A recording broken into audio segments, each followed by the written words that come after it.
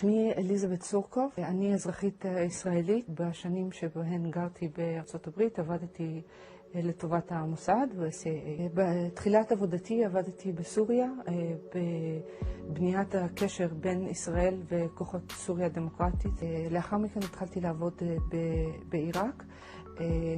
עבדתי על הנושא של נורמליזציה, קידום נורמליזציה בקרב האופוזיציה הליברלית בעיראק,